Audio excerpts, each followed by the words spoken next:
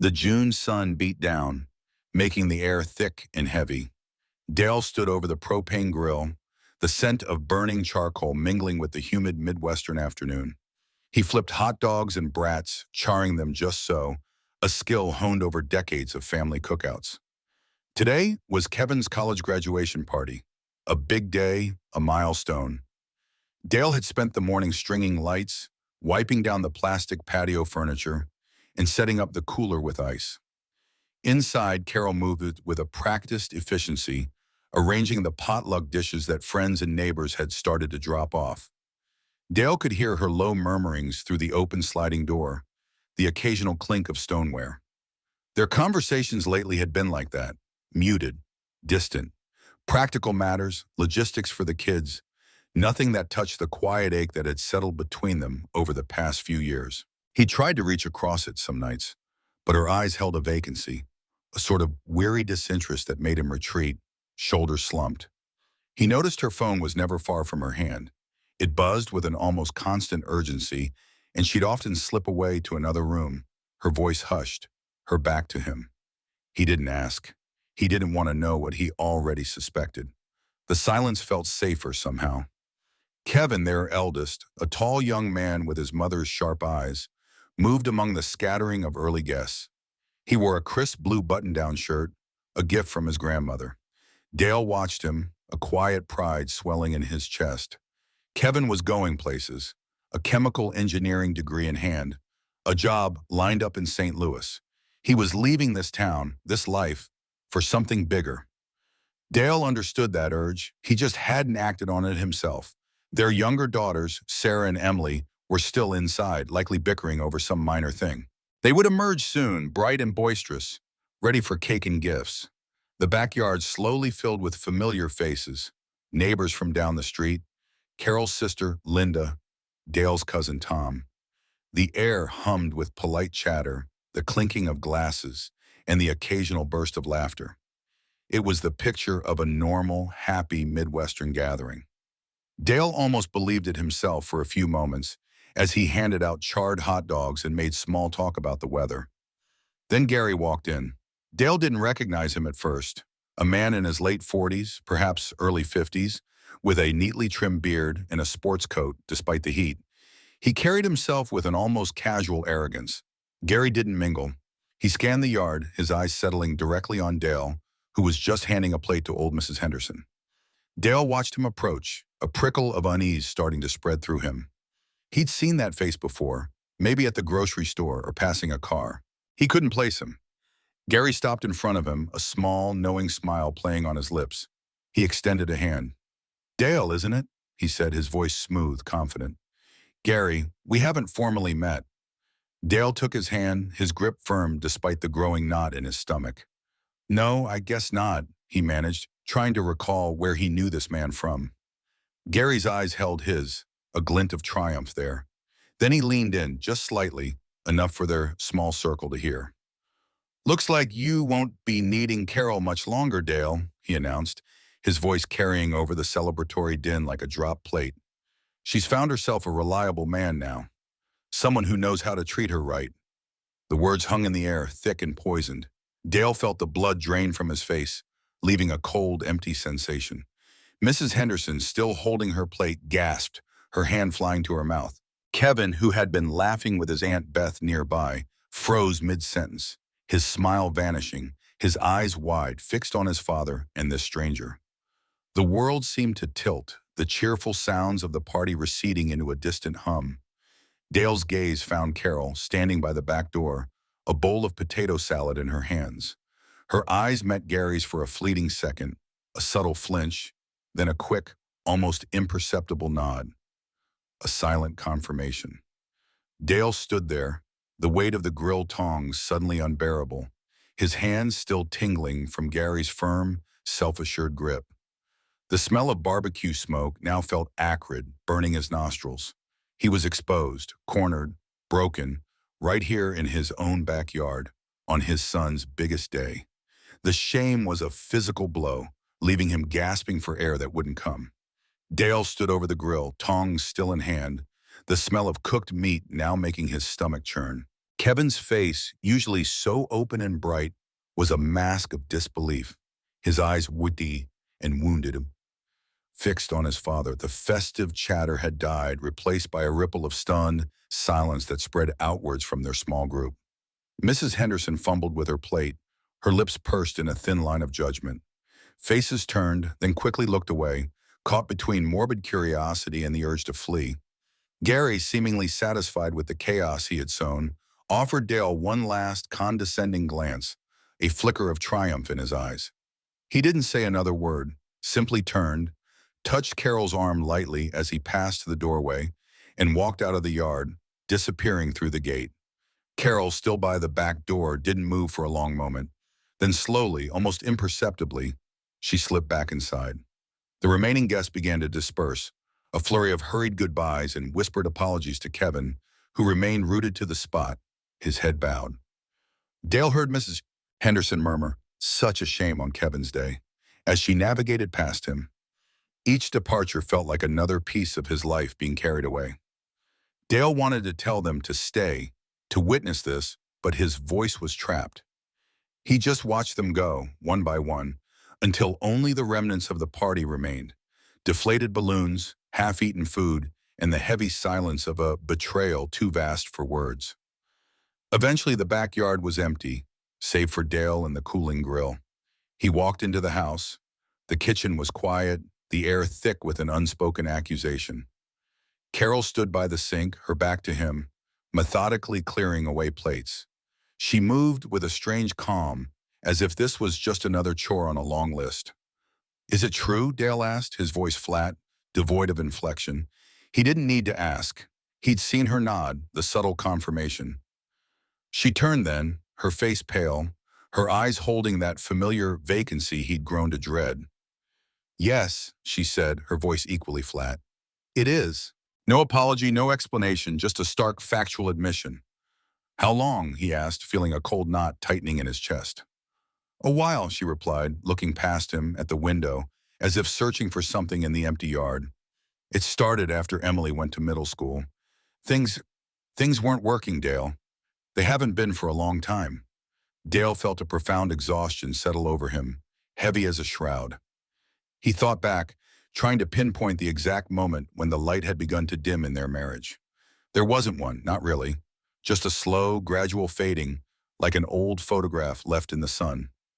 "And Gary," he continued, the name tasting bitter on his tongue. "What about him?" "He understands me," she said, her voice gaining a slight edge of defiance. "He makes me feel seen, important. Something I haven't felt with you in years." Dale listened, his mind detached. He could feel the accusations in her words, the blame silently shifting. He thought of all the nights he'd come home from work, tired, trying to engage her in conversation, only to be met with monosyllabic answers, her gaze fixed on the television or her phone. He'd tried to fix things, hadn't he? Or had he simply given up too easily, sinking into the quiet comfort of routine? "And the kids?" he asked, the real ache beginning to surface. "Kevin, you just let him do that? On his graduation day?" Carol finally looked at him, a flicker of something, perhaps defensiveness, in her eyes. "It was unavoidable," she said. "Gary felt it was time everyone knew. We couldn't keep living like this, Dale. It's not fair to anyone." "Not fair?" he scoffed, the sound hollow in the quiet kitchen. "You think ruining your son's biggest day, humiliating me in front of our friends, is fair?" "It had to come out eventually," she insisted, her voice rising slightly. "This marriage, it's empty. It has been for years. I deserve more than that, Dale. We both do." Dale stared at her. The woman he had married almost 30 years ago, the mother of his children. She seemed a stranger, her logic alien, her detachment chilling. The realization hit him with a quiet, devastating force. Their life together, the one he had built, the one he had believed in, was not just broken, but completely gone. There was no going back, no mending, only the quiet, cold aftermath. He had to protect his children, especially Kevin, from any further fallout. That much, at least, was clear. Carol, with a quiet desperation that Dale recognized as self-preservation, gathered Kevin and Sarah into the living room the next morning. Emily, too young to grasp the full weight of the situation, was sent to a friend's house. Dale stood by the doorway listening, a silent observer to the inevitable fallout. Carol started tentatively, explaining that she and Dale had been unhappy for a long time, that she had found comfort elsewhere. Kevin exploded. His face, still flushed from the humiliation of the previous day, turned a dark red. "Comfort?" he yelled, his voice raw with a pain that Dale felt deep in his own chest. "You call it comfort? You embarrassed Dad? You embarrassed me in front of everyone. How could you, Mom? How could you do this?" He paced the room, running a hand through his hair, his eyes blazing with fury, mostly directed at Carol. Sarah sat on the edge of the couch, quiet, almost too still. Her expression was carefully blank, but Dale could see the tremor in her lower lip, the way her hands were clenched in her lap. She didn't say much, only an occasional soft, "Mom, why?" that Carol struggled to answer, her own voice fraying under the strain.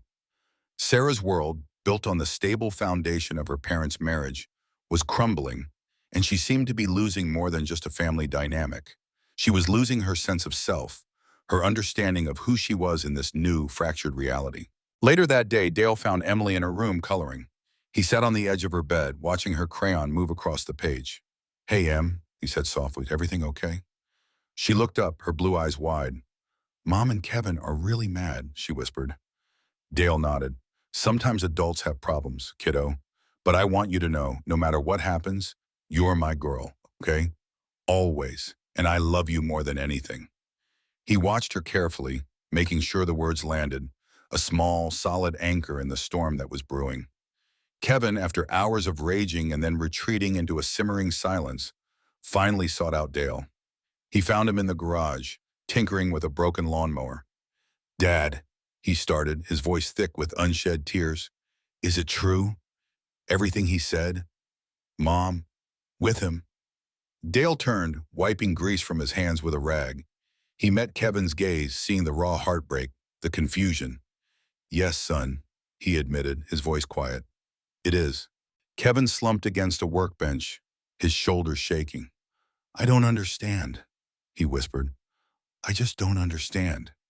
Sarah, meanwhile, had begun to piece together fragments of conversations, whispers from the past, Carol's vague illusions, now sharply defined, about her own past, about a bad time before she met Dale.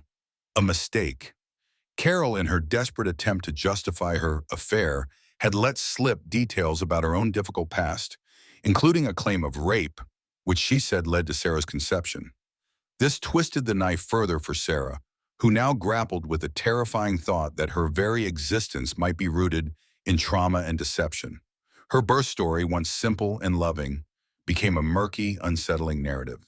She looked at Dale, then at Carol, trying to reconcile the parents she knew with these new, complex, and deeply flawed figures. The siblings, in their own ways, began to grapple with this new reality. The father figures in their lives, once distinct and separate, now merged into a complex, confusing blur. Who was their father? The man who had raised them, or the biological one Carol alluded to? Dale tried to offer what support he could to Kevin and Sarah. He sat with them, listened, but found himself unable to offer comfort to Carol. He maintained an emotional distance, a necessary self-preservation. Carol, in turn, seemed to retreat further into her own justifications, her arguments echoing in the strained silence of the house. Family gatherings, once a staple, became impossible.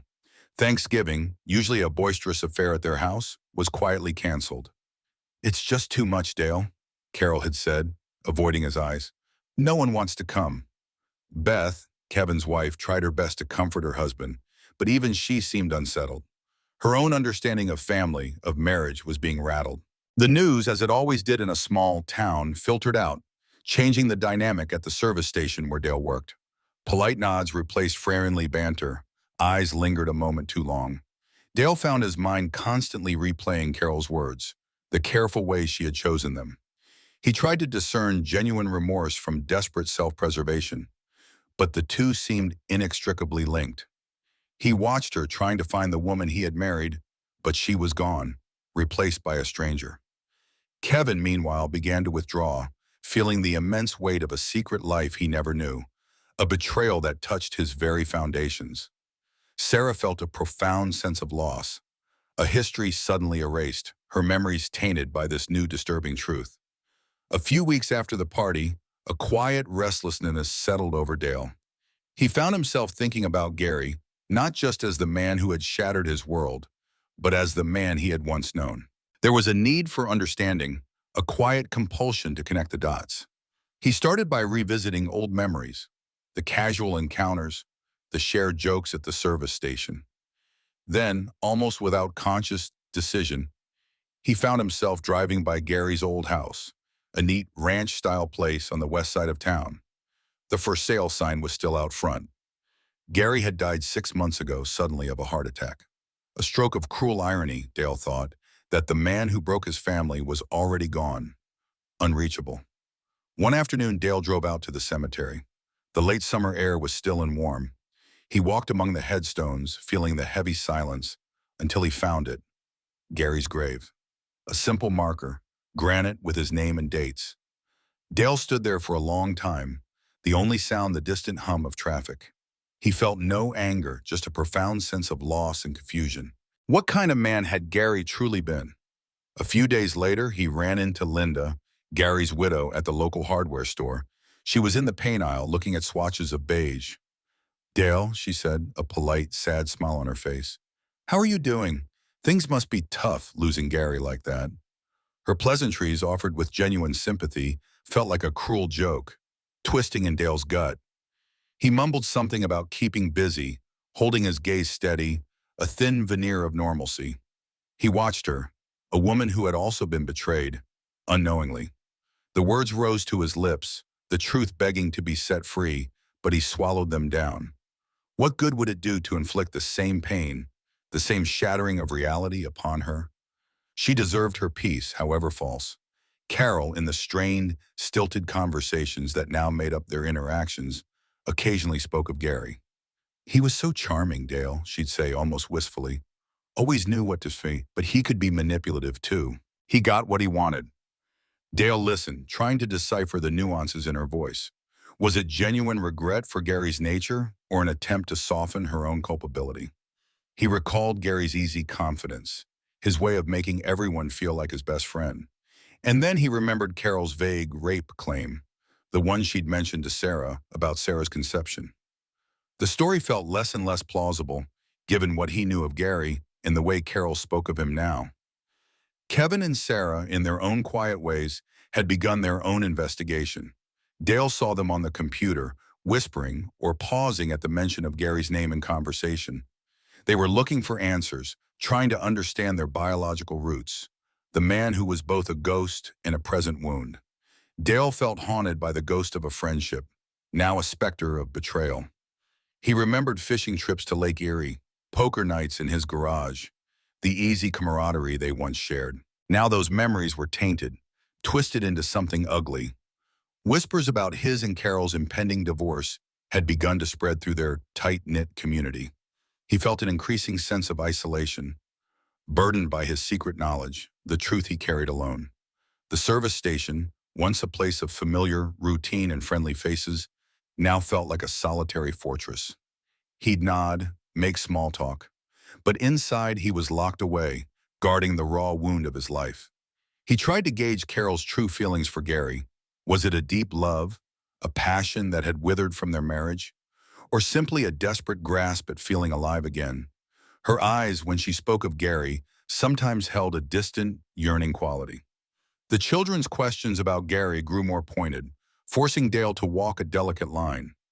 He didn't want to lie, but he also didn't want to inflict further pain, especially on Sarah. How much truth was too much? How could he reveal the devastating truths about a deceased man without tarnishing his memory for his children, who were already struggling to understand their new reality? He pondered the moral implications, the heavy weight of silence versus the destructive power of truth. The divorce, once a whispered possibility, became a formal public record. The small Midwestern town, where everyone knew everyone, devoured the news like fresh gossip. Dale felt a shift in the air, a subtle but pervasive change. At the service station, the usual easy banter gave way to hesitant silences.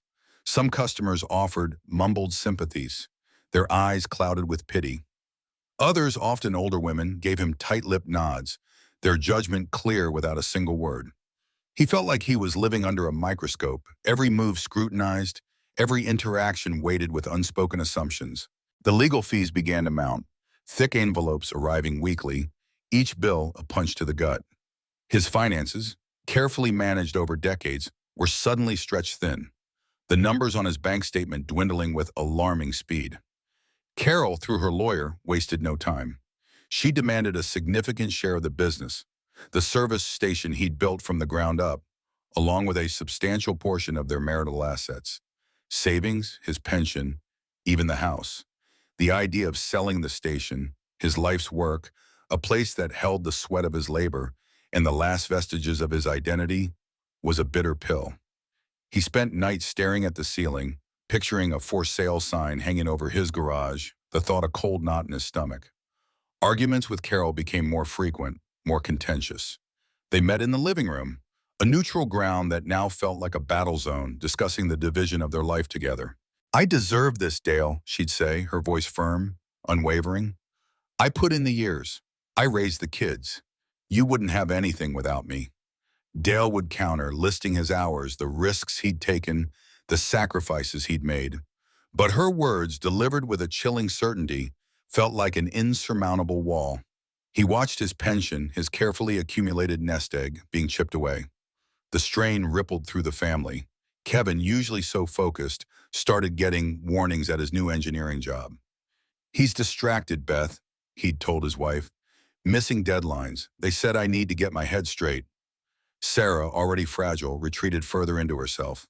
Her grades slipped, her once vibrant personality dimmed. Dale saw the way she avoided eye contact, the slump in her shoulders, and knew her self-worth, her very identity, was severely damaged. Emily, caught in the crossfire, often just watched them, her small face clouded with confusion. "Why are you two always shouting?" she'd once asked, her voice small, almost lost. Dale found himself contemplating leaving town, selling everything, and simply disappearing. He yearned for anonymity, a place where no one knew his name, a fresh start unburdened by the whispers and the pity. But the service station, the children, held him fast. The heavy weight of his reputation, of community judgment, settled squarely on his shoulders. He felt the erosion of trust, not just in Carol, but in his understanding of the world itself. If his marriage, the bedrock of his adult life, could be so fundamentally false, what else was? Friends began to take sides, some drawn to Carol's more sympathetic narrative, others quietly standing by Dale. His social circle, once robust, fractured into awkward fragments. He found solace in long, solitary drives on rural backroads, the vast, empty fields mirroring the emptiness inside him. The corn stood tall, green and silent, a stark contrast to the chaos of his life. He drove for hours, listening to the hum of the engine, the vast landscape, a temporary balm. The financial strain, the fight over every dollar, every asset, felt like yet another betrayal, chipping away at his hard-earned security. It made him wonder, what else would life demand? Stick around to the end to see how life's costly choices unfold. One evening, after the children were in bed, Dale cornered Carol in the living room. The room felt cold, the air thick with unspoken truths. "The story about Sarah," he started, his voice low, steady, but with an underlying current of steel. "The rape, I don't believe you." He watched her face, searching for a flicker, a tell. Carol's carefully constructed composure began to crack. She flinched, then looked away, fiddling with a loose thread on the couch cushion. "What are you talking about?" she mumbled, her voice thin. "Don't lie to me again, Carol," Dale pressed, his own anger rising. "Tell me the truth, all of it, for Sarah's sake." Under the intense pressure, Carol finally broke. Her shoulders slumped, and a raw, ragged sob tore from her throat. "It was a lie," she choked out, her voice barely audible. "All of it. I said it to protect myself, to save us." She looked at him, her eyes red and swollen. "I thought if you believed it was rape, you'd understand, you'd forgive me, that it wasn't my fault." The raw truth, delivered in shattered whispers, came out in agonizing pieces. Sarah was conceived during a consensual, ongoing affair with Gary. Not a single terrible mistake, but a deliberate, continuous betrayal. Dale felt a renewed surge of fury, deeper and colder than before. This wasn't just infidelity. This was a calculated, insidious manipulation, a twisting of a terrible trauma for her own gain. It confirmed his worst suspicions about Carol's true character, a selfishness that ran deeper than he had ever imagined. Kevin and Sarah reacted to this revised, more brutal truth with a different kind of pain. The initial shock had been about betrayal. Now it was about a deeper deception, a deliberate lie that had been sustained for years. Sarah, in particular, was devastated. The story of her birth, once a confusing, painful mystery, was now a harsh, undeniable reality. Emily, though still unaware of the paternity secret, felt the profound fracture of her family's foundation. The constant tension, the silent suffering. Her innocent questions about why Mom and Dad weren't happy anymore pierced Dale's heart. One afternoon, Frank, a longtime customer and quiet man Dale respected, came into the station. He didn't say much, just bought gas, then lingered. "Heard things are tough, Dale," Frank said, his voice low. "Just wanted you to know I'm here if you need anything. You're a good man." It was a small gesture, but it meant more than Frank could know, a quiet recognition in a world that felt increasingly isolating. A few weeks later, Linda, Gary's widow, walked into the service station. Her face was pale, her eyes haunted. "Dale," she began, her voice trembling, I heard some things, whispers, about Gary and Carol." Dale met her gaze, the unspoken question hanging in the air. He hesitated, recalling his earlier decision to spare her pain. But the rumors were out. The truth in some form was already reaching her. With great reluctance, he nodded, his voice gentle. "Linda, it's true. They had an affair. For a long time." Linda's face crumpled. She swayed slightly, gripping the counter for support. "I had my suspicions," she whispered, tears streaming down her face. "Little things, late nights, excuses. But I never wanted to believe it." She looked at Dale, a raw, shared understanding passing between them. "He always said he loved me," she managed, her voice breaking. In that moment, a fragile, unexpected bond of shared betrayal began to form between them. Two people left in the wreckage of one man's deceit and another woman's lies. Carol, stripped of her final, most desperate lie, was left with raw remorse and a new kind of desperation. The weight of her choices pressed down on her, revealing the true cost of her secrets. She was alone with the truth now, and it was a heavy burden. Kevin and Sarah, now knowing the full, unvarnished truth about their mother's extended affair and her deliberate deception, began to redefine their relationship with Carol. The trust was shattered, the emotional distance growing wider with each passing day. Dale, too, began to process not just the infidelity, but the profound manipulation he had endured, the years he had lived under the shadow of a lie. The realization was colder, sharper, a wound that went deeper than just a broken heart. The court date for the divorce loomed, a black mark on the calendar. Dale prepared for the emotional ordeal of testifying, rehearsing the facts in his mind, trying to steel himself against the inevitable dredging up of their private life. He knew it would be ugly. Carol's lawyer, a sharp woman from the city, wasted no time in attempting to minimize Carol's actions. She painted a picture of Dale as unforgiving, even vindictive, a man who refused to move past one mistake in an otherwise long marriage. Dale listened, his jaw tight as his character was dissected, twisted to fit a narrative designed to soften Carol's culpability. Dale and Carol endured intense cross-examinations. Their private lives, the intimate details of their finances, their disagreements, their failures were laid bare for the judge in the hushed courtroom. Each question felt like a probing knife, exposing raw nerves. The public airing of their dirty laundry was excruciating for everyone involved. Dale watched Emily, sitting quietly in the back with Linda, her small face drawn, her eyes wide as she tried to comprehend the adult complexities unraveling her family. He wished he could shield her, but there was no escaping the wreckage. Finally, the judge's ruling came down. It was meticulous, precise, detailing the division of assets, the house, the savings, and crucially, the service station. Dale had fought hard to retain control of his business, and the judge, considering all the evidence, had leaned in his favor regarding the future of the station. It wasn't a clean win, but it was a win nonetheless. Even with the legal judgment mostly in his favor, Dale felt a profound emptiness. There was no bow, no sense of triumph, only a hollow victory. He had wanted more than just a financial settlement. He had sought emotional closure, a definitive end to the years of deceit. But legal justice offered little solace for the deep-seated emotional wounds. Kevin and Sarah, though not formally testifying, were present in the courtroom, their anguish evident in their withdrawn demeanors. They sat together, shoulders almost touching, a silent testament to their shared pain. The divorce decree was finalized, a crisp, official document marking the official end of Dale and Carol's 30-year marriage. The ink on the paper felt cold, final. Carol struggled to accept the legal outcome. She had expected more, perhaps a more lenient judgment in her favor, a recognition of her own perceived suffering.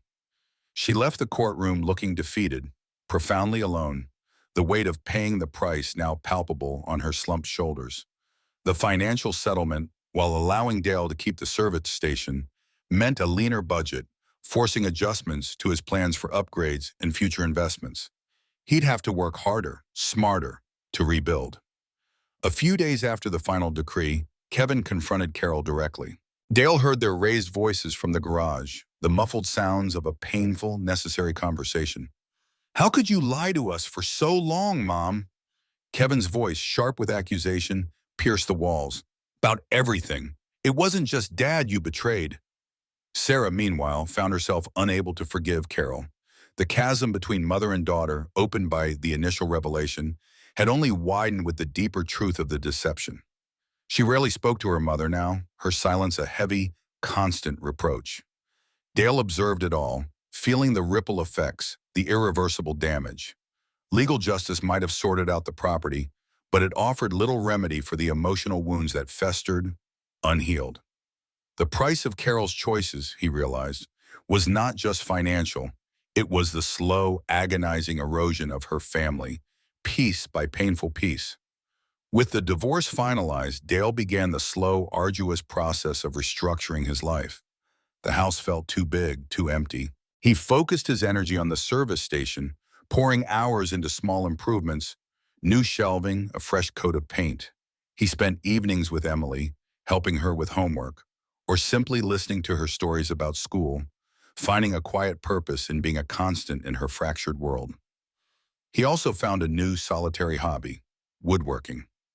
In the garage, amidst the familiar scent of oil and gasoline, he now carved wood, the steady rhythm of the saw, and the feel of the grain under his hands offering a quiet, tangible form of therapy. He built a small bookshelf for Emily's room, then a sturdy coffee table for his own. Each finished piece was a small victory, a testament to order emerging from chaos. Carol, meanwhile, lived alone in a smaller rental home on the edge of town. The gossip had subsided, but the silence in her new home was deafening. Dale heard through Emily that she was struggling, grappling with the severe consequences of her actions, the profound loneliness she now faced. There were no more quick glances at her phone, no more hushed whispers, just the stark reality of her choices. Years passed. Kevin and Sarah, though scarred, began to heal. Kevin, now firmly established in his career, started a family of his own with Beth. He maintained a cautious distance from Carol, but a tentative, growing closeness with Dale, often calling to talk about work or just life. Sarah, after years of resentment, began to find her own voice, pursuing an art degree. Her relationship with Carol remained strained, but the raw anger had softened into a quiet, resigned acceptance. Emily became a vital bridge between them all. She loved her father deeply, but she also missed her mother, and she worked tirelessly, innocently, to maintain a relationship with both her fractured parents, ferrying messages, suggesting joint outings, forever trying to knit back what had been torn apart. Dale, in the quiet of his woodworking shed, confronted his own lingering feelings of inadequacy and self-blame. Had he missed the signs? Had he failed Carol somehow? He wrestled with his identity, no longer a husband, no longer part of a whole. But with each piece of wood he shaped, he slowly learned to trust himself again, to believe in his own worth, separate from the wreckage of his marriage. One Thanksgiving, Emily, with her usual determined optimism, managed to get Kevin and Carol in the same room at a small family dinner at Dale's house. It was awkward, tense.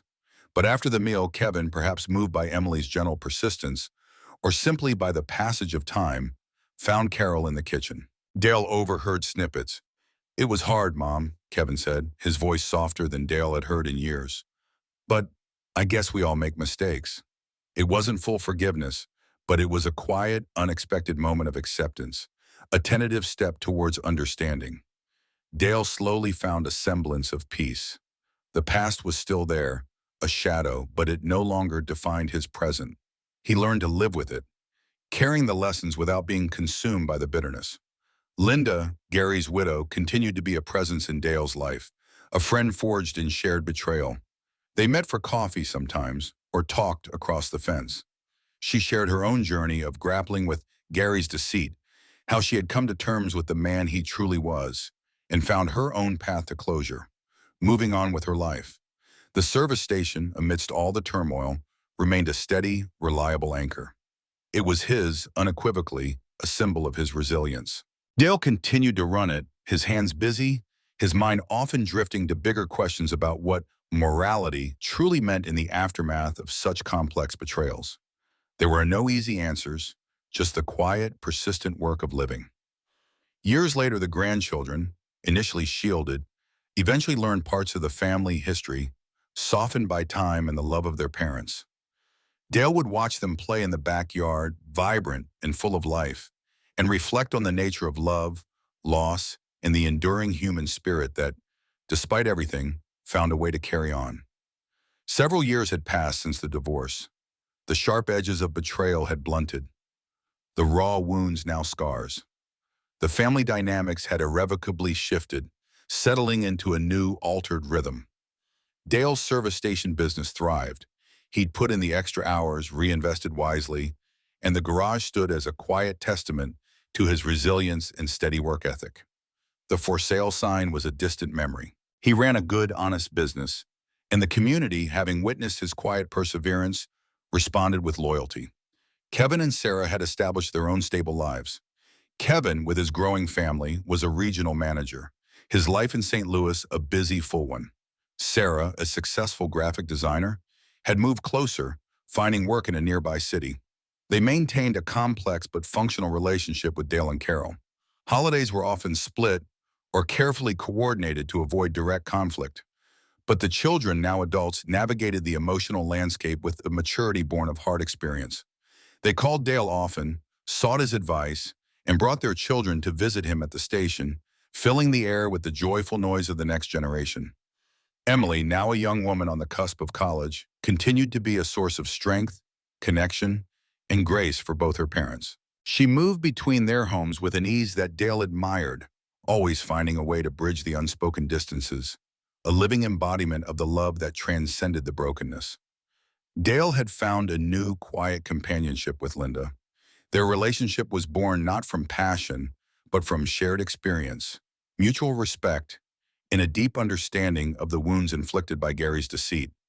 They met for dinner sometimes, or simply sat on their respective porches, talking across the fence about their days, their children, the mundane details of life. It was a comfortable, unassuming bond, a testament to finding connection in unexpected places. Carol, facing her later years alone, lived with the weight of her choices. Dale observed her through Emily's reports. She had started volunteering at the local library, finding a different kind of peace through acceptance, perhaps even a quiet path to redemption. The initial anger and self-justification had mellowed into a weary resignation, a stark understanding of the price she had paid. The profound themes of infidelity, betrayal, paying the price, and morality were deeply woven into the fabric of all their new, altered lives. Everyone, in their own way, had paid a collective price. Dale had lost his marriage, his sense of security, and endured deep humiliation. Carol had lost her family unit, her standing in the community, and the close relationship with her elder children. Kevin and Sarah had lost their innocence, their unquestioning belief in their parents, and had been forced to reckon with unsettling truths about their own identities. Emily, though spared the paternity secret, had grown up in the shadow of a deeply fractured home. The enduring Midwestern landscape, stoic and unchanging, served as a silent witness to their human drama. The cornfield still stretched to the horizon, the river still flowed, the seasons still turned, indifferent to the personal storms that raged beneath the wide-open skies. The ending was realistic and nuanced, not necessarily happy in the storybook sense, but settled. Each character, in their own way, had found their hard-won truth. Dale watched his children and grandchildren grow, embracing his role as a patriarch, redefined by the fires he had passed through. He was a steady hand, a quiet presence, a source of unwavering love. Carol found quiet moments of connection with Emily, a fragile thread of reconciliation that, while not mending everything, offered a measure of comfort.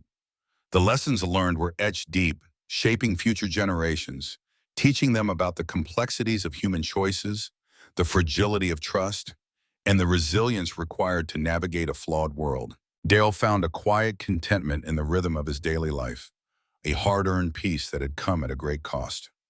He sat on his porch in the evenings, watching the sun set over the fields, understanding that the ripples of human choices, both good and bad, extended far beyond the moment, shaping lives and futures in ways no one could ever fully predict.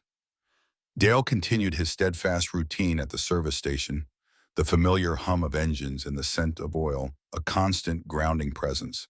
He knew the rhythms of the place, the patterns of his customers, and in that predictability, he found a quiet solace. The business thrived, a testament to his steady hand and honest work, and it provided a foundation for the life he was slowly, meticulously rebuilding. His woodworking hobby, once a mere distraction, had blossomed. The garage, clean and organized, now held an array of tools and stacks of lumber.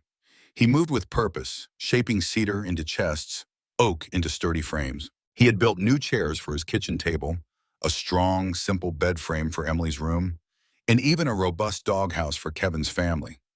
Each finished piece, smooth under his calloused hands, was more than just wood.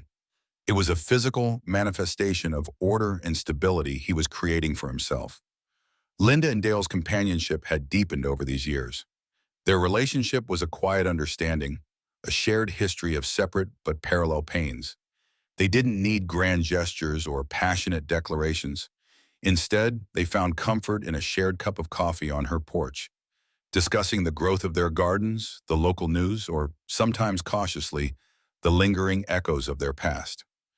"It's funny," Linda had once said, watching the twilight gather, "how some things never really leave you, do they? You just learn to carry them lighter." Dale had simply nodded, knowing exactly what she meant. Kevin and Sarah, now well into their 30s and raising their own families, showed the clear influence of their fractured past. They were fiercely protective of their children, instilling values of honesty and unwavering loyalty with a conviction Dale recognized. He saw their cautious approach to relationships, their quiet determination to provide a stable, truthful home life for their own kids. They visited often, bringing the grandchildren who filled Dale's home with bright, boisterous energy. Emily, having completed her first year of college, returned home for the summer, still vital as the family's emotional bridge. She effortlessly navigated the complex dynamics, spending time with Dale, then going to visit Carol, carrying stories and warmth between the separate households. Dale saw the toll it sometimes took on her, but he also saw her unwavering love, a remarkable well of grace that held them all connected. Carol maintained her solitary existence, finding a quiet purpose in her consistent volunteer work at the senior center. Dale heard about it from Emily. She had learned to live with the consequences of her actions, a quiet acceptance settling over her.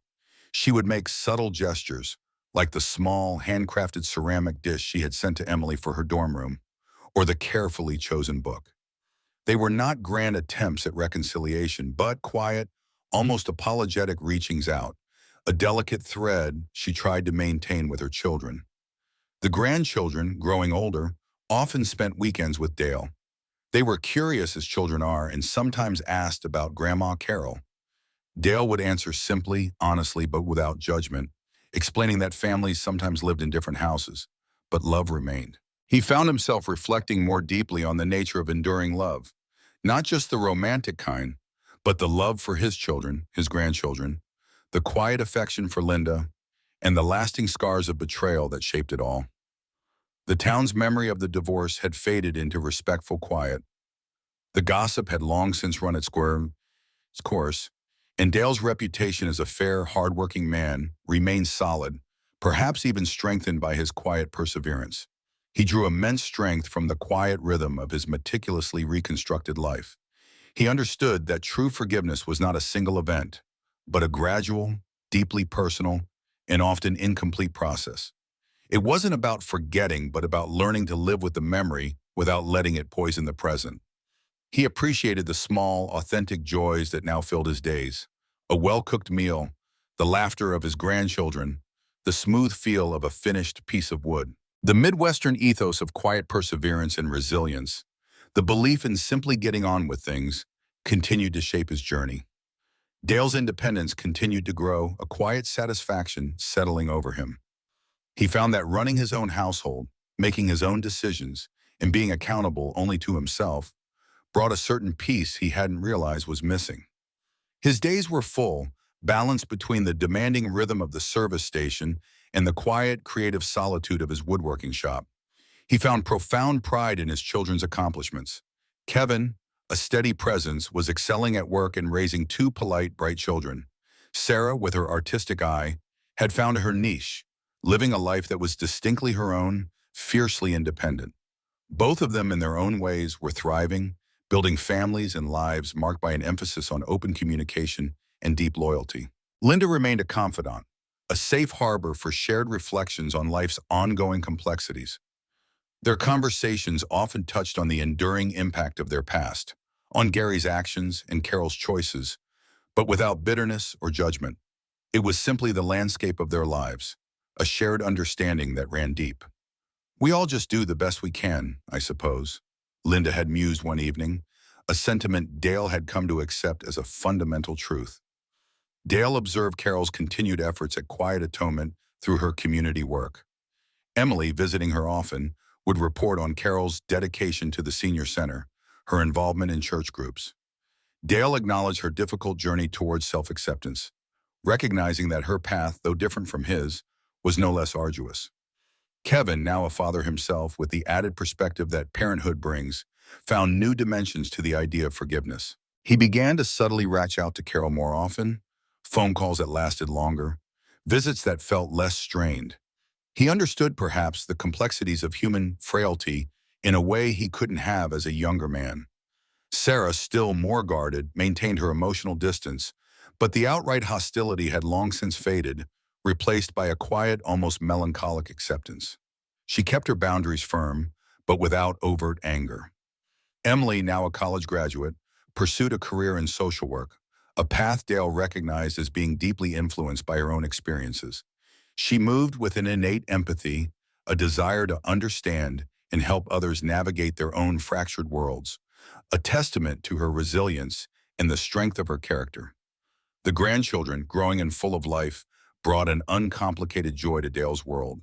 Their laughter filled his home, their innocent questions a reminder of life's constant renewal. He taught them how to change a tire, how to identify different types of wood, and in their eager faces he saw the enduring threads of his family continuing on. Dale often reflected on the long arc of his own life, a journey marked by both profound sorrow and unexpected growth. He understood that peace wasn't the absence of pain, but the acceptance of it, the quiet courage to carry one's burdens with grace. The service station continued to operate as a hub of the community, a constant in a world of change, and Dale, at its helm, felt a deep connection to the daily lives around him. He found strength in the enduring cycles of nature, the changing seasons, the steady growth of the crops in the surrounding fields, mirroring his own resilience, his ability to weather storms and find new growth. He felt a deep sense of gratitude for the authentic connections he had forged, the quiet trust he had rebuilt, and the hard-won peace that now resided within him. The complexities of his past had shaped him, but they no longer defined him. He was simply Dale, a man who had seen much, lost much, and learned to live fully in the quiet, expansive landscape of his own making. Dale continued his quiet, purposeful life, finding a deeper meaning in the everyday routines that once felt mundane. The scent of gasoline and oil, the rhythm of a wrench turning, the brief, honest conversations with customers, these were the anchors of his days. He often sat in his office looking out at the main street, reflecting on how his understanding of life's complexities had deepened over the years. The black and white certainties of his youth had long since blurred into shades of gray, a nuanced view born of experience and pain. Linda remained a steadfast companion. Their bond, forged in separate but parallel betrayals, was a testament to shared resilience. They found comfort in simple shared moments. A quiet meal at the diner, a walk around the small town square, or just talking on the phone about their week. There was an unspoken understanding between them, a recognition of life's enduring challenges and the quiet strength it took to meet them. They acknowledged the passage of time, the way it softened some edges while leaving others permanently etched. Kevin and Sarah, now fully immersed in their own parenthood, navigated the complexities of raising children with lessons learned from their past. Dale saw their careful attention to open communication, their dedication to providing stable, loving homes. They worked to ensure their children understood their family history with sensitivity, without malice, simply as a part of their heritage. Dale often had their grandchildren at the station, teaching them how to check tire pressure, explaining the inner workings of an engine. He watched them with a quiet joy, seeing the future unfolding, unburdened by the specific pains of his generation. Emily, whose empathy had always been her defining trait, had seen her career in social work flourish. She worked with families in difficult situations, her own experiences granting her a profound insight in a gentle, persistent way of helping others. She remained a crucial link in their family, gently nurturing the relationships between her parents, a living bridge across a chasm that might otherwise have remained too wide. She understood that while a family might be broken, love, in its many forms, could still persist. Carol, too, had found a subdued peace in her solitary existence. Her volunteer work became a cornerstone of her life, a way to contribute and find purpose. She had accepted her choices and their far-reaching consequences. Her interactions with Emily, always gentle, offered small, vital moments of connection, a thread of love that Emily steadfastly refused to let break. There was a quiet dignity in Carol's acceptance, a recognition of the path she had chosen and the price she had paid. Dale found renewed joy in his grandchildren. He taught them patience while fishing in the creek behind his house and the satisfaction of a job well done in his woodworking shop. Their innocent curiosity, their unadulterated laughter, reminded him of life's constant renewal, the relentless cycle of growth and hope that continued, regardless of personal struggles. The service station, a constant in a world of change, symbolized Dale's enduring legacy. It was more than just a business. It was a testament to hard work, integrity, and resilience. He embraced the cycles of life, the way the seasons changed, the way old wounds slowly healed into scars, understanding that growth could follow even the deepest wounds. He recognized that true strength lay not in forgetting, but in acceptance and the quiet resolve to move forward.